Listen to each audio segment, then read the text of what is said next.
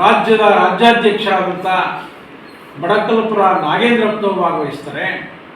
ರಾಜ್ಯದ ಗೌರವಾಧ್ಯಕ್ಷರಾದಂಥ ಚಾಮರಸ್ ಮಾಲಿ ಪಾಟೀಲರು, ಕಾರ್ಯಾಧ್ಯಕ್ಷರಾದಂಥ ವೀರ್ ಸಂಗಯ್ಯನವರು, ಮತ್ತು ರಾಜ್ಯದ ಮಹಿಳಾ ಅಧ್ಯಕ್ಷರು, ಮಹಿಳಾ ಕಾರ್ಯದರ್ಶಿಗಳು, ಹಾಗೆ ಅಕ್ಕಪಕ್ಕದ ವಿವಿಧ ಜಿಲ್ಲೆಯ ಮಂಡ್ಯ, ಮೈಸೂರು, ಹಾಸನ, ಕೋಲಾರ, ಚಿಕ್ಕಬಳ್ಳಾಪುರ, ಚಿತ್ರದುರ್ಗದ ಜಿಲ್ಲೆಯ ಜಿಲ್ಲಾಧ್ಯಕ್ಷರು ಮತ್ತು ಕಾರ್ಯದರ್ಶಿಗಳು ಈ ಒಂದು ಪ್ರತಿಭಟನೆಯಲ್ಲಿ ಭಾಗವಹಿಸ್ತಾರೆ. ಬ್ಯಾಂಕ್ನವರು ಮತ್ತು ಲೀಡ್ ಬ್ಯಾಂಕ್ನವರು ಮಧ್ಯಪ್ರವೇಶ ಮಾಡಿ ರೈತನ ಜೊತೆ ಚರ್ಚೆ ಮಾಡಿ ಅವನ ಅಸಲನ್ನು ಪಡೆದು ಅವನ ಭೂಮಿಯನ್ನು ವಾಪಸ್ ಕೊಡ್ತಕ್ಕಂಥ ಕೆಲಸವನ್ನು ಮಾಡಬೇಕು. ಇದು ಮಾಡದೇ ಇದ್ದರೆ ಈ ಒಂದು ಚಳವಳಿ ರಾಜ್ಯವ್ಯಾಪಿ most reserve bank of India ಮುಂದೆ ಹೋಗ್ಬೋದು.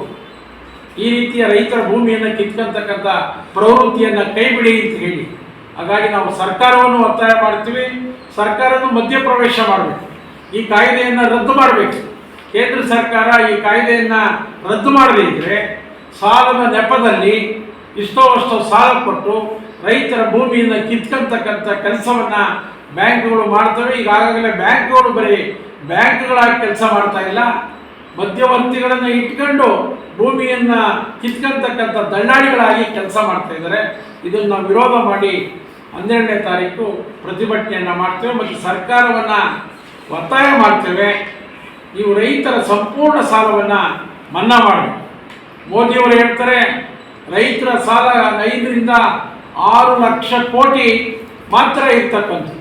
ರೈತರು ಸಾಲ ಮನ್ನಾ ಮಾಡಿದರೆ ಇಡೀ ಸರ್ಕಾರ ದಿವಾಳಿ ಆಗ್ತದೆ ಅಂತಕ್ಕಂಥ ಮಾತನ್ನು ಹೇಳ್ತಾ ಕಳೆದ 2 ವರ್ಷದಲ್ಲಿ ಕಂಪನಿಗಳ ಕಾರ್ಪೊರೇಟ್ನವರ 20,40,000 ಕೋಟಿ ಸಾಲವನ್ನು ಮನ್ನಾ ಮಾಡ್ತಕ್ಕಂಥ ಕೆಲಸವನ್ನು ಕೇಂದ್ರ ಸರ್ಕಾರ ಮಾಡಿದೆ.